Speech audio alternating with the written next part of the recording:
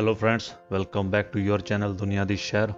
आज हम बात करेंगे इंडियन एम्बेसी में जो आपने अपॉइंटमेंट लेनी होती है वो कैसे लेते हैं। टू द पॉइंट बात करेंगे। सबसे पहले आपने लिखना है HCIKL रजिस्ट्रेशन और उसके बाद ये पहला जो है उसके ऊपर क्लिक करना है। बिल्कुल फ्री में होती है ये अपॉइंटमेंट, किसी भी एजेंट को 1 रुपया देने की ज़रूरत नहीं है आपको। इसमें आपने पूरी की पूरी डिटेल भर देनी है।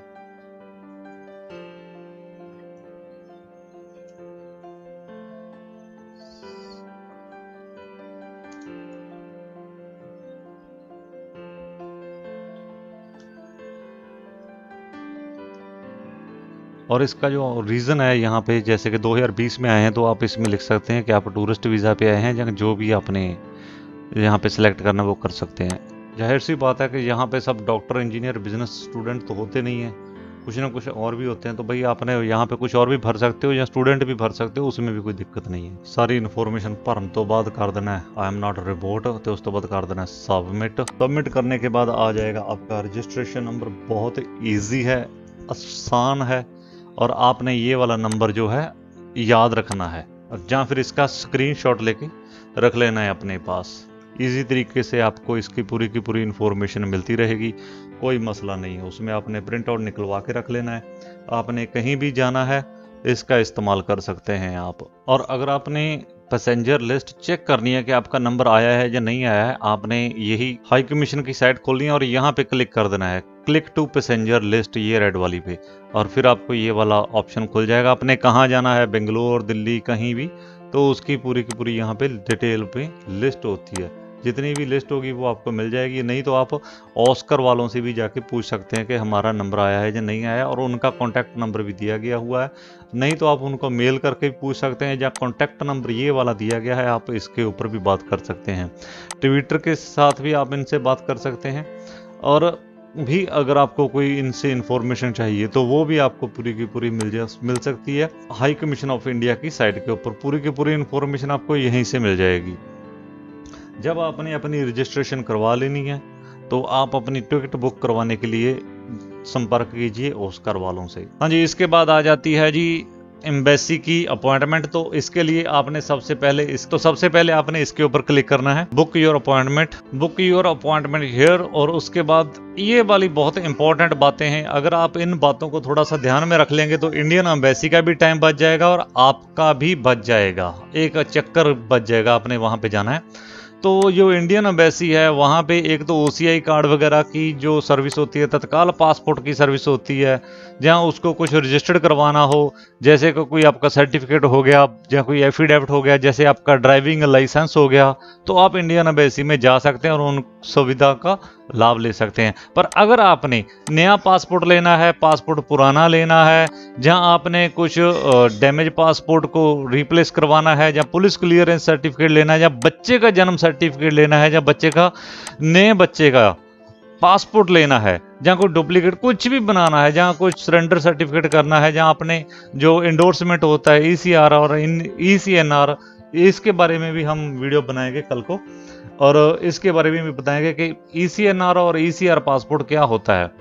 तो इन सब बातों के लिए आपको जाना पड़ेगा BLS इंटरनेशनल, जो कि चौखट में है, CIMB बैंक के पास। आपने BLS इंटरनेशनल सर्च कर लेना है तो आपको पूरी की पूरी वहां पे डिटेल मिल जाएगी। और अगर आपने कोई भी इंडियन एप्लीकेशन डालनी है कुछ वीज़ा के रिगार्डिंग, तो आप इस साइट के ऊपर जा सकते हैं। और इमरजेंसी में अगर सुबह का टाइम है, जो ऑफिशियल वर्क होते हैं उसके दौरान ये वाला नंबर दिया गया है, अगर ये वाला नंबर नहीं लगता है तो 50 के बाद आपने 51 के बाद 51, 52, 53, 54, ये 5 लाइनें इनके लिए होती है। एक ही नंबर पे आप कॉल कर सकते हैं अलग अलग। और अगर आप इमरजेंसी में हैं और ऑफिस हॉलीडे के बाद आप कॉल करना चाहते हैं तो ये वाले कॉन्टैक्ट नंबर कीजिए मोबाइल के ऊपर, अदरवाइज आप इसके ऊपर कॉल मत कीजिएगा। और एक बात और इंपॉर्टेंट है, 1 एप्लीकेंट 1 अपॉइंटमेंट। ये नहीं है कि एक अपॉइंटमेंट ले ली और पूरे का पूरा परिवार चला गया, नहीं, एक बंदे ने जाना है तो एक नहीं जाना। अगर फैमिली में 4 मेंबर है तो आपको 4 की अपॉइंटमेंट अलग से लेनी पड़ेगी, अलग अलग से लेनी पड़ेगी। और जो इनका टाइम होता है, अगर आपने सबमिशन करवानी है तो 9 बजे से लेकर 12:30 बजे तक है। और कोई भी डॉक्यूमेंट्स आपने कलेक्शन करना है तो भाई ये आपने 1 बजे के बाद कलेक्शन करनी है 5 बजे तक। और अपॉइंटमेंट कम से कम 1 दिन पहले लेनी है। और उससे पहले ले सकते हैं तो आपकी खुशी है। और ये वाली रही अपॉइंटमेंट ऑफ सबमिशन, इसके ऊपर आप क्लिक करेंगे तो भी करवा सकते हैं, ये कैंसिल के लिए। और ये मैं अभी कुछ नहीं कर रहा क्योंकि मैंने कोई अपॉइंटमेंट बुक नहीं करनी है, तो अच्छा और रहेगा कि आप ऑन द स्पॉट ही करवाएं। तो अच्छी बात है कि 1 दिन या 2 दिन पहले आप अपनी अपॉइंटमेंट करवा लें। और इसके बाद इमिग्रेशन में आपने अपॉइंटमेंट कैसे लेनी है